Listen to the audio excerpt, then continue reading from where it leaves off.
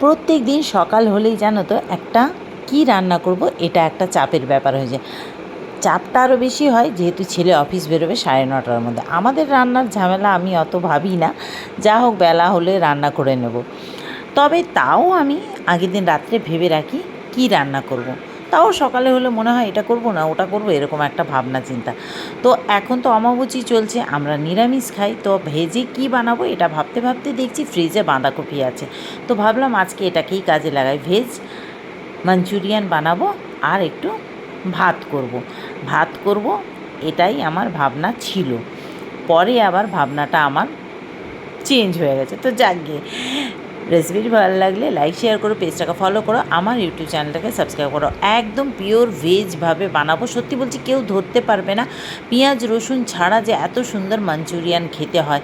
কেউ বিশ্বাসই করবে না, এটা খেলে মনেই হবে না যে পেঁয়াজ রসুন এতে নেই। এরকম অজান্তে কাউকে খাওয়ালে কেউ বুঝবে না, সবাই ভাববে এটা নন ভেজ আছে, ভেজ নয়। যাকগে, চপারের সাহায্যে সব কিছু চপ করে নিলাম। ভেজ রেসিপি ভালো লাগলে কিন্তু লাইক শেয়ার কমেন্ট, পেজটাকে ফলো, আমার ইউটিউব চ্যানেলটাকে সাবস্ক্রাইব করতে ভুলবে না, আবারও বললাম।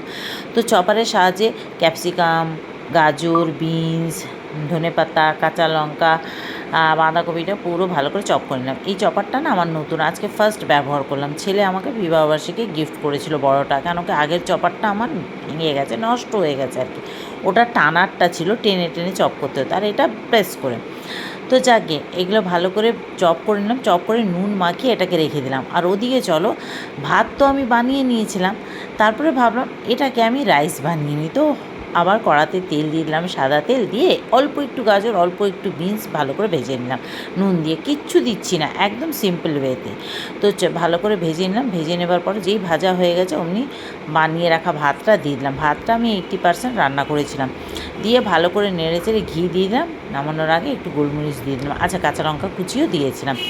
যাক, এটা নেড়ে চেড়ে নামিয়ে নিলাম, এটা আমার কমপ্লিট হয়ে গেল। একদম ফ্রাইড রাইসটা নামিয়ে রাখলাম, কোনো রকম গরম মশলা দিইনি, বাদাম কাজু কিশমিশ কিচ্ছু না, একদম সিম্পল ওয়েতে। যাক, ওটাও হয়ে গেল। আর এদিকে এই যে মেখে রেখেছিলাম এটাকেও একদম চিপে চিপে ভালো করে জল নিগড়ে তুলে নিলাম, একদম সবজিগুলোকে যে নুন মাখিয়ে রেখেছিলাম তার মধ্যে দিয়ে দিলাম কর্নফ্লাওয়ার, ময়দা। কর্নফ্লাওয়ার দিয়েছি 4 থেকে 5 টেবিল চামচ, আর ময়দা দিয়েছি 2 টেবিল চামচ। তার মধ্যে দিয়েছি সয়া সস, তারপরে দিয়েছিলাম ওর মধ্যে ওই একটু ধনে জিরের গুঁড়ো, লঙ্কার গুঁড়ো, নুন, মিষ্টি আর অরগ্যানো। রসুন দিইনি বলে অরগ্যানো দিয়েছি, রসুন দিলে অরগ্যানোটা দিতে লাগে না। তো যাই হোক, ভালো করে সুন্দর করে একদম শুকনো করে মেখে নিলাম। আর এই যে জলটা বেরিয়েছে না, সবজির জলটা, এটা ফেলবো না।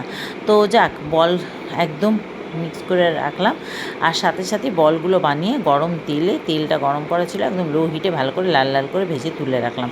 তারপর ওই তেলের মধ্যে দিয়ে দিলাম একটু ক্যাপসিকাম কুচি, ক্যাপসিকামটা যেই একটু লাল লাল হয়ে গেছে, আর ওই চপারের মধ্যে টমেটো, আদা, কাঁচা লঙ্কা আবারও চপ করে নিলাম, চপ করে ওই মশলাটা দিয়ে দিলাম, মানে চপ করে টমেটো, আদা, কাঁচা লঙ্কাটা দিয়ে দিলাম। দেবার পরে ভালো করে ওটাকে একদম কষিয়ে নিলাম, একটু ধনে গুঁড়ো দিলাম, একটু গোলমরিচ গুঁড়ো দিলাম। নুনটা কিন্তু দিইনি, কারণ ওই জলটা আমি ব্যবহার করব।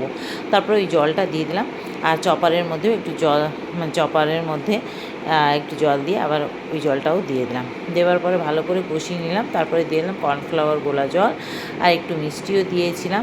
ব্যাস, দিয়ে আর লাল লঙ্কার গুঁড়ো দিয়ে আর বলগুলো দিয়ে দিলাম, দিয়ে বেশ ভালো করে অল্প একটু জল দিয়ে আর ফুটিয়ে এটাকে নামিয়ে নিলাম। ব্যাস, ধনেপাতা দিয়ে সার্ভ করলাম, ছেলের লাঞ্চ বক্সও রেডি করে দিলাম, আর এদিকে আমাদেরও খাবারটা রেডি করে নিলাম। ভাতটা কত ঝরঝরে হয়েছে আর দেখতেও কত সুন্দর লাগছে, আর মাঞ্চুরিয়ানগুলোতে এত সফট হয়েছে, এত নরম তুলতুলে হয়েছে, তোমাদেরকে বলে বোঝাতে পারবো না। আর কালারটাও দেখো কত সুন্দর হয়েছে, খেয়ে কেউ ধরতে পারবে না। যাক, তোমাদের কেমন লাগলো জানিও।